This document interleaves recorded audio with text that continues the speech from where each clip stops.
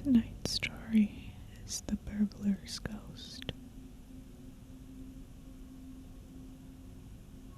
I am not an imaginative man, and no one who knows me can say that I have ever indulged in sentimental ideas upon any subject. I am rather predisposed, in fact, to look at everything from a purely practical standpoint, and this quality has been further developed in me by the fact that for 20 years I have been an active member of the detective police force at Westford, a large town in one of our most important manufacturing districts.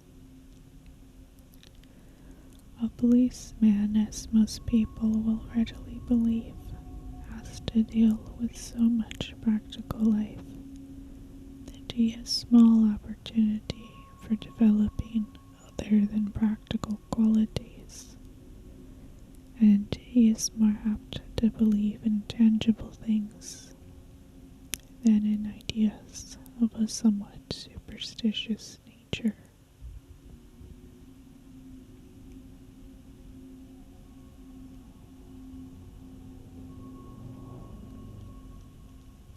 However, I was once under the firm conviction that I had been largely helped up the ladder of life by the ghost of a once well-known burglar. I have told the story to many, and have heard it commented upon in various fashions. Whether the comments were satirical or practical, it made no difference to me. I had a firm faith at that time in the truth of my tale.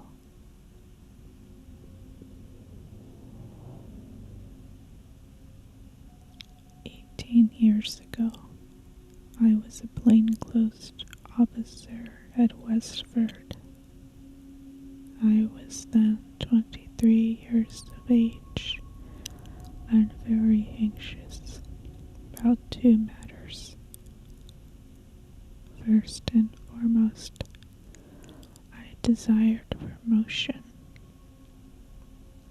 Second, I wished to be married.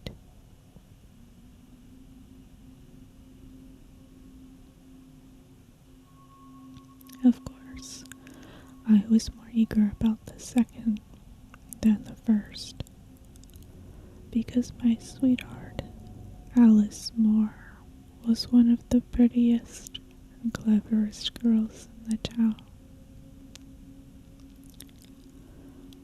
But I put promotion first, for the simple reason that with me, promotion must come before marriage.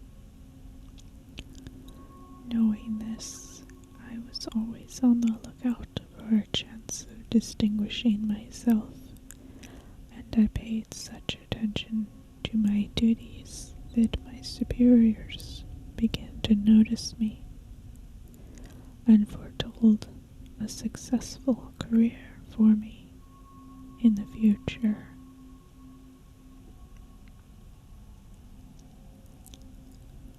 One evening, in the last week of September 1873, I was sitting in my lodgings, wondering what I could do to earn the promotion which I so earnestly wished for. Things were quiet just then in Westford, and I am afraid I half wished that something dreadful might occur if I only could have a share in it. I was pursuing this train of thought when I suddenly heard a voice say, "Good evening, officer." I turned sharply around. It was almost dusk, and my lamp was not lighted. For all that, I could see clearly enough a man who was sitting by a chest of drawers that stood between the door and the window. His chair stood between the drawers and the door, and I concluded that he had quietly entered my room and seated himself before dressing me.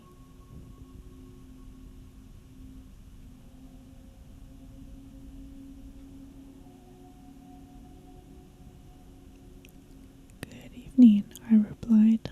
"I didn't hear you come in." He laughed when I said that, a low, chuckling, rather sly laugh. "No," he said, "I dare say not, officer. I am a very quiet sort of person. You might say, in fact, noiseless, just so."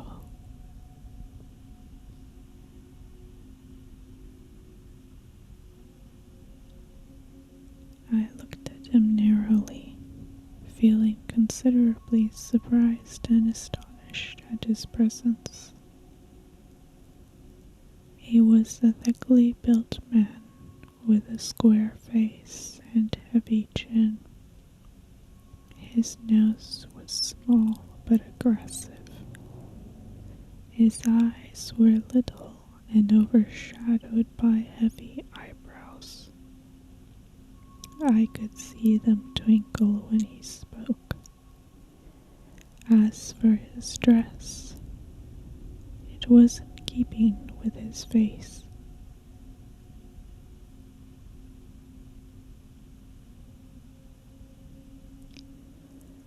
He wore a rough suit of wool, a thick, gaily covered neckerchief encircled his bull-like throat, and in his big hands he continually twirled and twisted a fur cap, made apparently out of the skin of some favorite dog.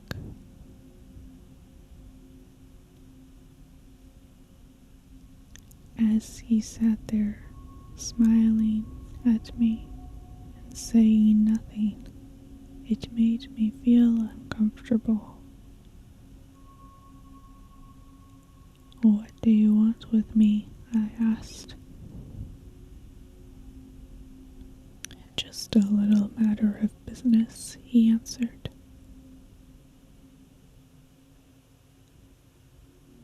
"You should have gone to the office," I said. "We are not supposed to do business at home." "Right you are, Governor," he replied, "but I wanted to see you. It's you that's got to do my job. If I'd have seen the superintendent, he might have put somebody else onto it that wouldn't have suited me. You see, officer, you're young and naturally eager for promotion, eh?"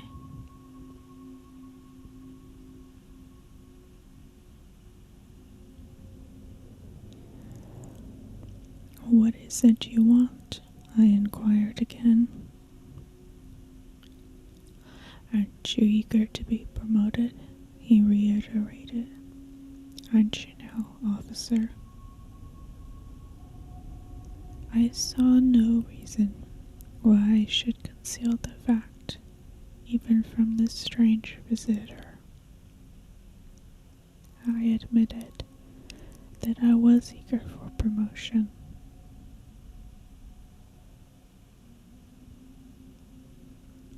"Ah," he said with a satisfied smile, "I'm glad of that.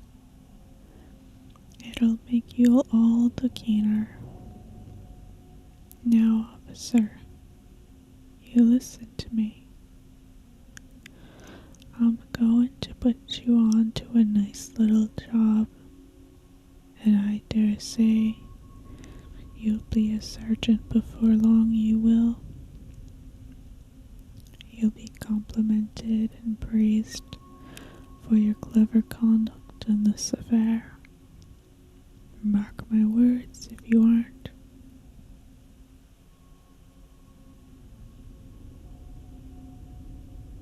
Out with it, I said, fancying I saw through the man's meaning.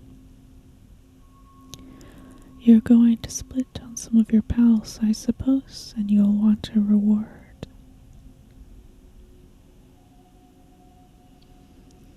He shook his head.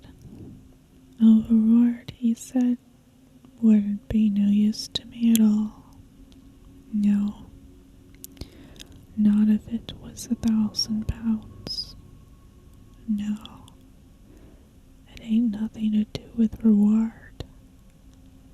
But now, officer, did you ever hear of Light-Toed Jim?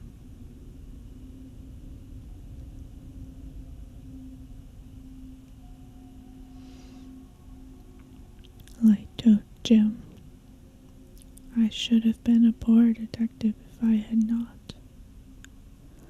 Why, the man known under that soiree was one of the cleverest burglars and thieves in England, and had enjoyed such a famous career that his name was a household word. At that moment, there was an additional interest attached to him. He had been convicted of burglary at the Northminster Assize in 1871 and sentenced to 10 years penal servitude.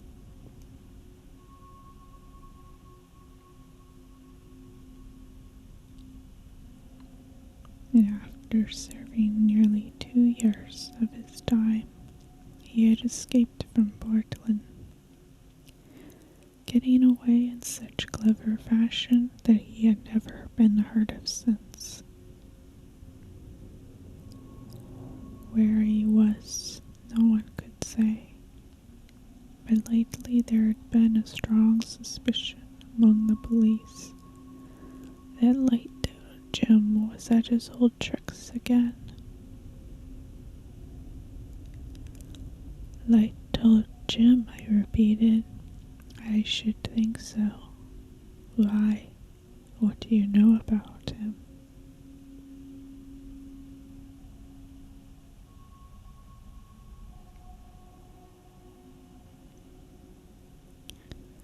He smiled and nodded his head. Light-Toed Jim, said he, is in Westford at this identical moment. Listen to me, officer. Light-Toed Jim is going to crack a crib tonight. Said crib is the mansion of Miss Singleton. That rich old lady lives out on Mapleton Road. You know her. Awfully rich, with naught but women servants and animals about the place.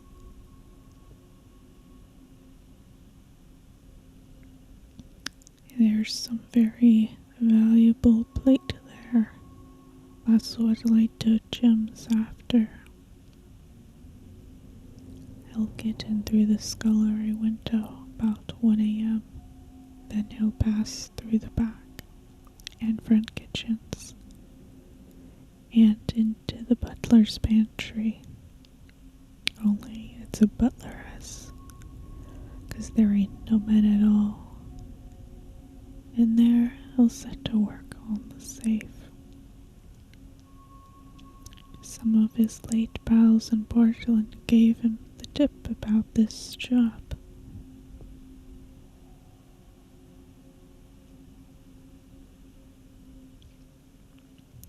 How did you come to hear of it? I asked. Never mind, Governor. You wouldn't understand. Now I want you to be up there tonight and to nab light-toed Jem red-handed, so to speak. It'll mean promotion for you, and it'll suit me down to the ground. You want to be about and watch him enter, then follow him and dog him, and be armed, officer, for Jim'll fight like a tiger if you don't draw his teeth first.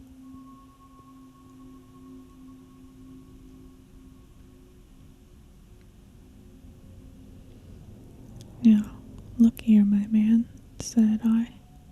This is all very well, but it's all irregular. You must just tell me who you are and how you come to be in Light-Toed Jim's secrets, and I'll put it down in black and white. I turned away from him to get my writing materials.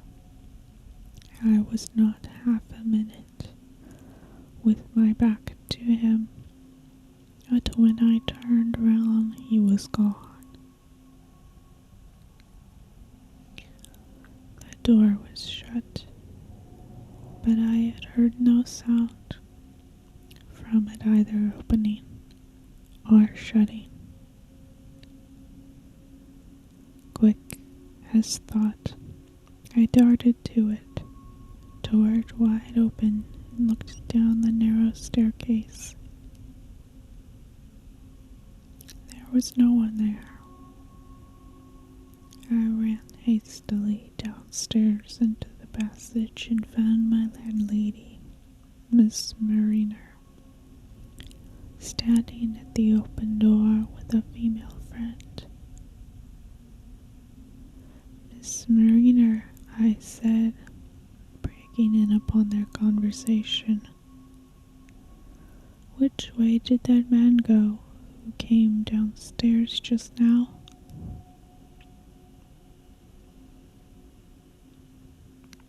Miss Mariner looked at me strangely. There ain't been no man come downstairs, Mr. Parker, said she.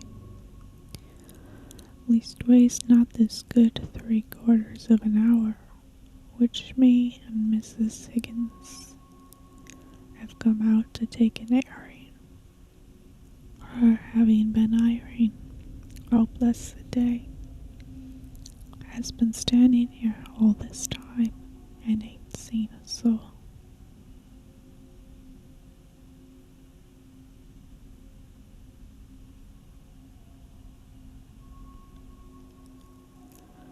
Nonsense, I said. A man came down from my room just now. The man you sent up 20 minutes since.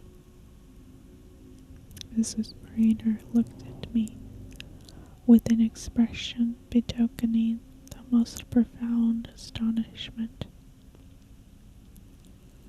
Mrs. Higgins sighed deeply. Mr. Parker, said Mrs. Mariner. Sorry am I to say it, sir, but you're either intoxicated or else you're sickening for brain fever, sir. There ain't no person entered this door, in or out, for nigh under an hour. As me and Mrs. Higgins here will take our Bible oaths on. I went upstairs and looked in the rooms on either side of mine. The man was not there.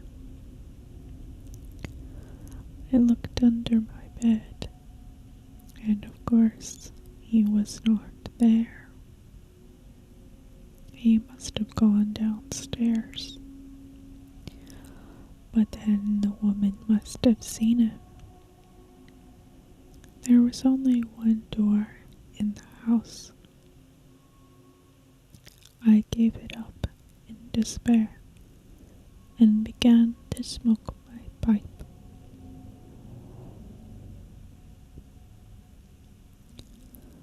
By the time I had drawn the last whiff, I decided that if anyone was intoxicated, it was probably Miss Mariner and Mrs. Higgins, and that my strange visitor had departed by the door. I was not going to believe that he had anything supernatural about him.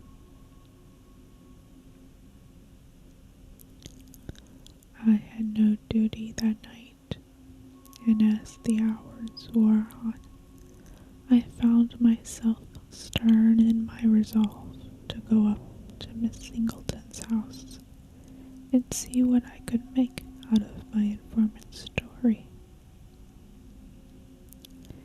It was my opinion that my late visitor was a whilom pal of Light-Toed Jim, and that having become aware of the latter's plot, he had, for some reason of his own, decided to split on his old chum. Thieves' disagreement is an honest man's opportunity, and I determined to solve the truth of the story told me. Lest it should come to nothing, I decided not to report the matter to my chief. If I could really capture Light-Toed Jim, my success would be all the more brilliant by being suddenly sprung upon the authorities.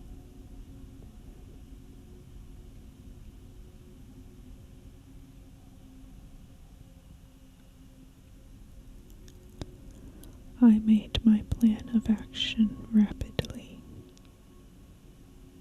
I took a revolver with me and went up to Miss Singleton's house. Fortunately, I knew the housekeeper there, a middle-aged, strong-minded woman, not easily frightened, which was a good thing. To her, I communicated such information as I considered necessary. She consented to conceal me in the room where the safe stood.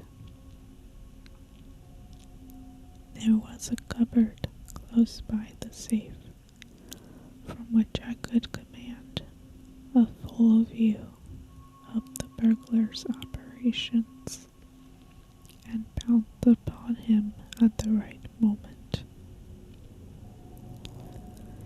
If only my information was to be relied upon, there was every chance of me capturing the famous burglar.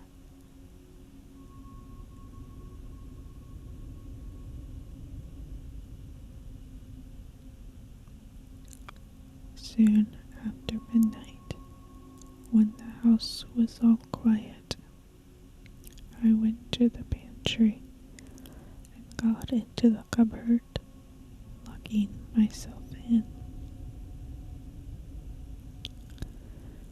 There were 2 openings in the panel, through either of which I was able to command a full view of the room.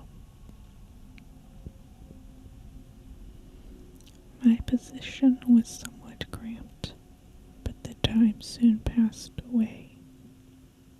My mind was principally occupied in wondering if I was really about to have a chance of distinguishing myself. Somehow, there was an air of unreality about the events of the evening which puzzled me.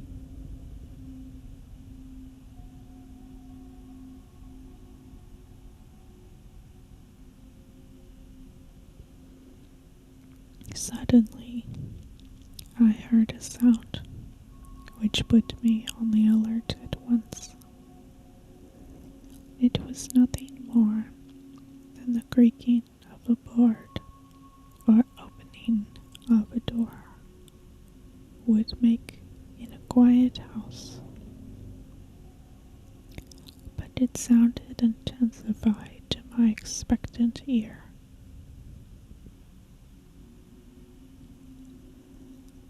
I drew myself up against the door of the cupboard and placed my eye to the opening in the panel.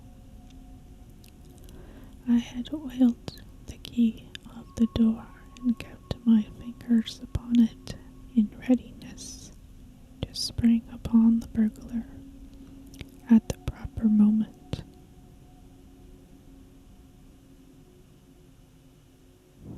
After what seemed some time, I saw the gleam of light through the keyhole of the door opening into the pantry.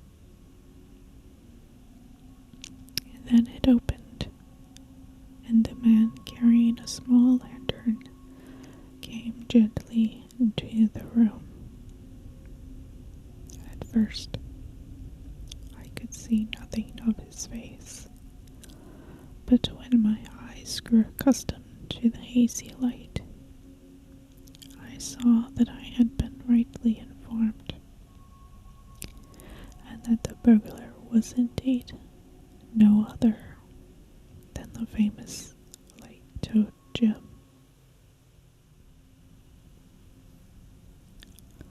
As I stood there watching him, I could not help admiring the cool fashion in which he went to work. He went over to the window and examined it.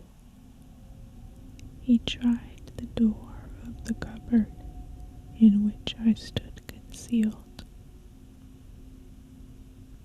Then he locked the door of the pantry and turned his attention to the safe. He set his lamp on a chair before the lock and took from his pocket, as neat and pretty a collection of tools as ever I saw.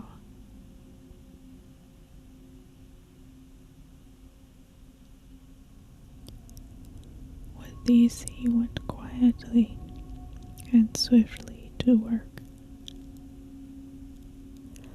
Light-toed Jim was a somewhat slimly built fellow with little muscular development about him, while I am a big man with plenty of bone and sinew. If matters had come to a fight between us, I could have done what I pleased with him. But I knew that Jim would not chance a fight. Somewhere about him, I felt sure there was a revolver, which he would use on the least provocation. My plan, therefore, was to wait until his back was bent over the lock of the safe, then to open the cupboard door noiselessly and fall bodily upon him, pinning him to the ground beneath me.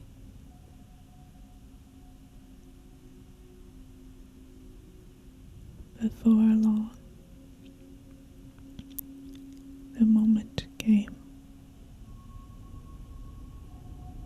He was working steadily away at the lock, his whole attention concentrated on the job. The slight noise of his drill was sufficient to drown the faint click of the key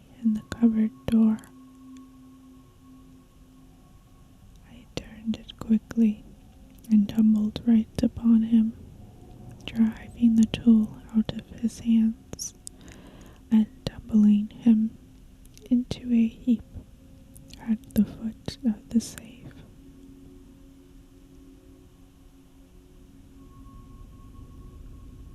He uttered an exclamation of rage and astonishment as he went down, and immediately began to wriggle under me like an eel.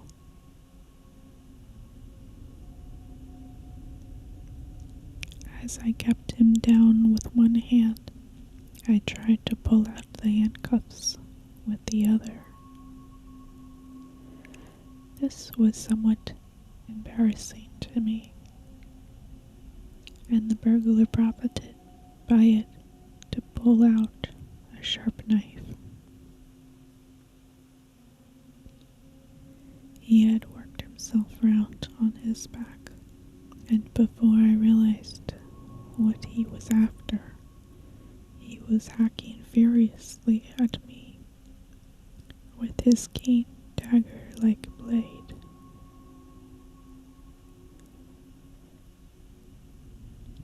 Then I realized we were going to have a fight for it, and prepared myself.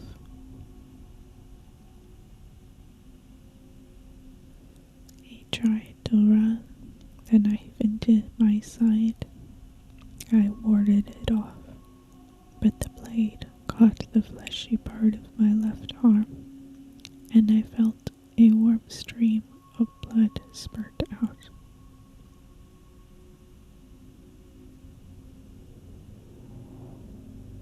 That maddened me, and I seized one of the steel drills lying near at hand and hit my man such a blow over the temple that he collapsed at once and lay as if dead.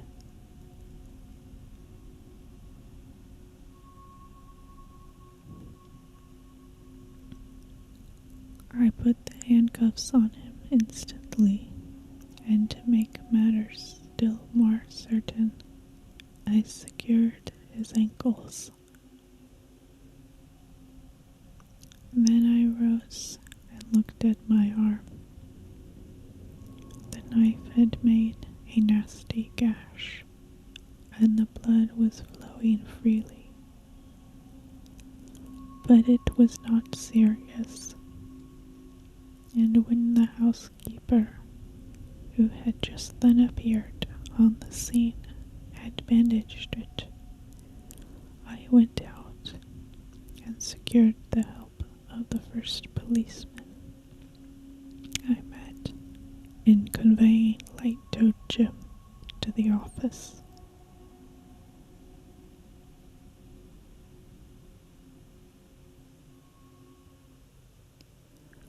I felt a proud man when I made my report to the inspector.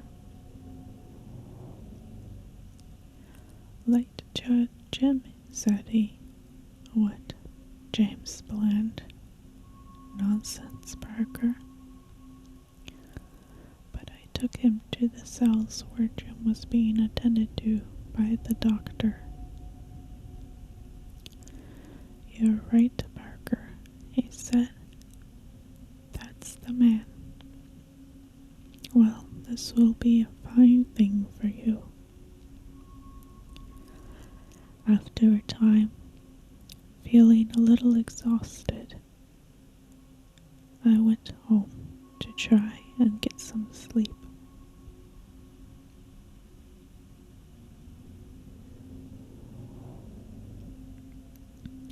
The surgeon had attended to my arm and told me it was but a superficial wound. It felt sore enough in spite of that.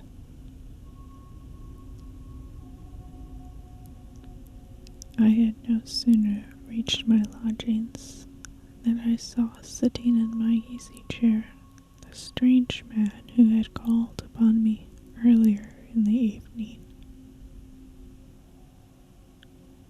He rose to his feet when I entered. I stared at him in utter astonishment. "Well, Governor," said he, "I see you've done it. You've got him square and fair, I reckon." "Yes," I said. "Ah," he said, with a sigh of complete satisfaction. "Then I'm satisfied. Yes, I don't know as how there's aught more I could say. I reckon as how late to Jim and me is quits."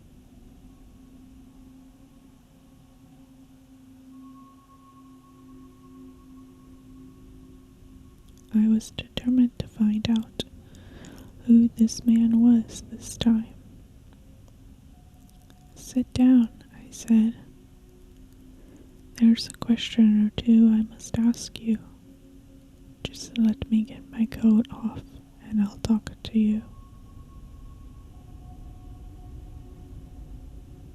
I took my coat off and went over to the bed to lay it down.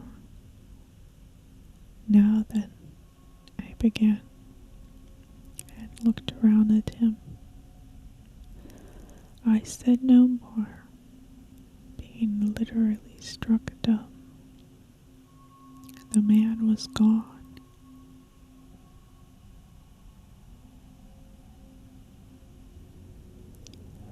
I began to feel uncomfortable. I ran hastily downstairs, only to find the outer door locked and bolted, as I had left it a few minutes before.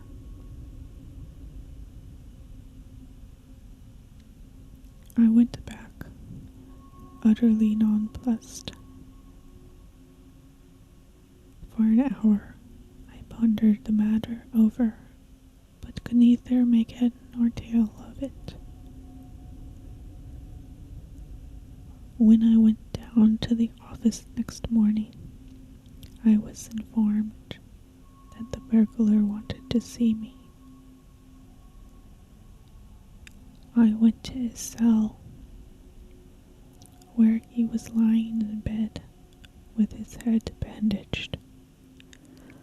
I had hit him pretty hard, as it turned out, and it was probable he would have to lie on the sick list for some days.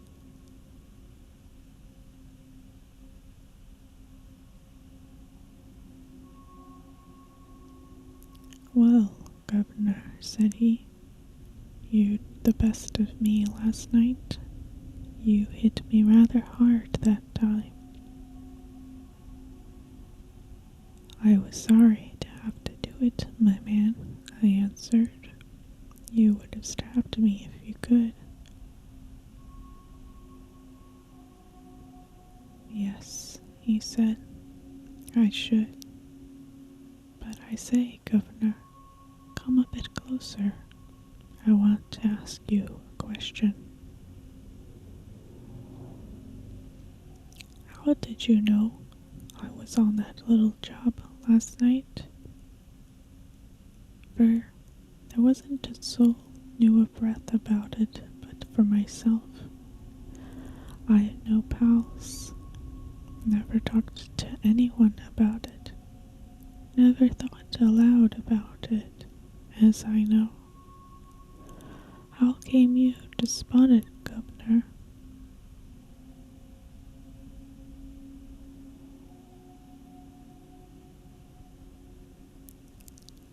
There was no one in the cell with us, and I thought I might find out something about my mysterious visitor of the night before.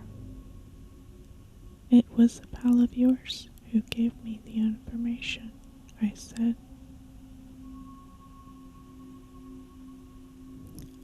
"Can't be, Governor. No use telling me that. I ain't got no pals, at least not in this job." "Did you ever know a man like this?" I described my visitor. As I proceeded, light light-toed Jim's face assumed an expression of real terror. Whatever color there was in it faded away. I never saw a man look more thoroughly frightened. Yes, yes, he said eagerly. Of course I know who it is. Why, it's Sparksy Bill, as I palled with at one time. And what did he say, Governor? That he owed me a grudge? That we was quits at last? Right you are, 'cause he did owe me a grudge. I treated Bill very shabby indeed, and he swore solemn he'd have his revenge. Only, Governor, what you see wasn't Sparksy Bill at all, but his ghost. 'Cause Sparksy Bill's been dead and buried 3 years.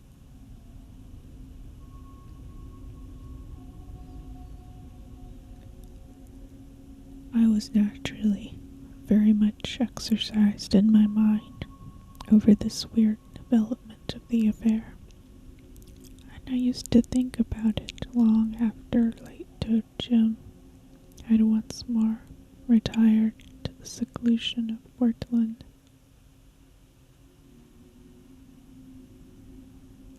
While he was in charge at Westford, I tried more than once to worm some more information out of him about the defunct Sparksy Bill, but with no success.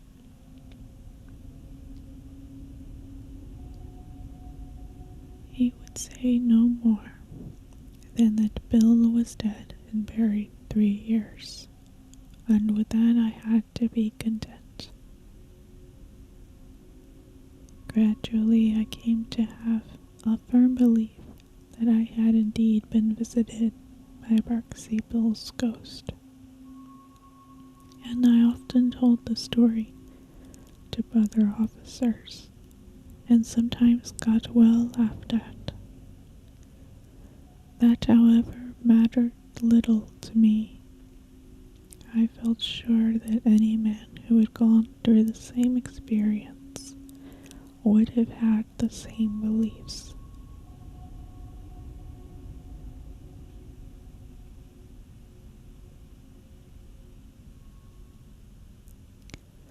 Of course, I got my promotion and was soon afterward married. Things went well with me, and I was lifted from one step to another. In my secret mind, I was always sure I owed my first rise to the burglar's ghost, and I should have continued to think so, but for an incident which occurred just 5 years after my capture of light-toed Jim.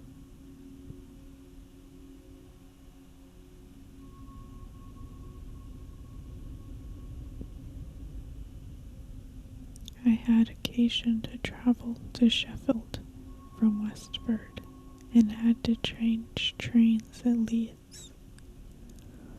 The carriage I stepped into was occupied by a solitary individual who turned his face to me as I sat down.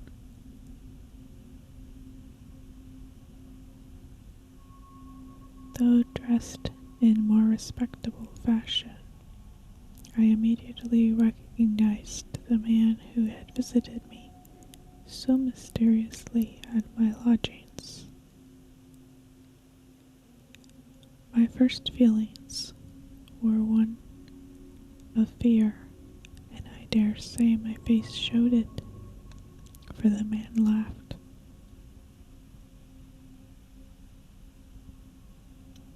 "Hello, Governor," said he. "I see you knew me as soon as you came in.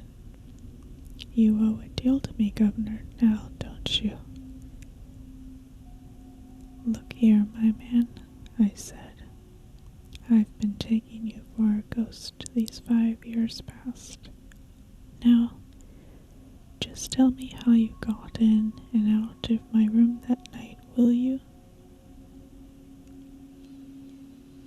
He laughed long and loud at that. A ghost, said he. Well, if that ain't a good one. Why, easy enough, Governor. I was lodging for a day or two in the same house. It's easy enough when you know how to open a door very quiet and to slip out too.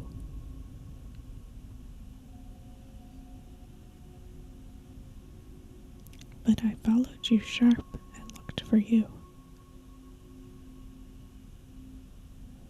Aye, Governor, but you looked down and I had gone up. You should have come up to the attics, and there you'd have found me. So you took me for a ghost. Well, I'm blown.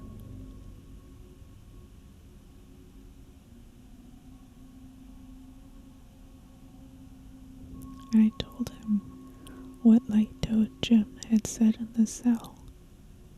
Aye, said he. I dare say, Governor. You see, 'twas this way. It weren't Jim's fault, as I wasn't dead. He tried to murder me, Governor, he did, and left me lying for dead. So I says to myself when I come round that I'd pay him out sooner or later. But after that, I quit the profession. Jim's nasty conduct having made me sick of it. So I went in for honest work at my old trade, which was draining and pipe repairing. I was on a job of that sort in Westford, near Miss Singleton's house, when I saw light-toed Jim. I had an idea what he was up to, having heard of the plate, and I watched him 1 or 2 nights. I got a notion how he was going to work the job. Then, of course, you being an officer and close at hand, I splits on him, and that's all. But you got the time and details correct. Why, of course, Governor. I was an old hand. Served many years at Portland, I have, and I knew just how Jim would work it after seeing his preliminary observations. But a ghost? Why, Governor, you must have been a very green young officer in those days.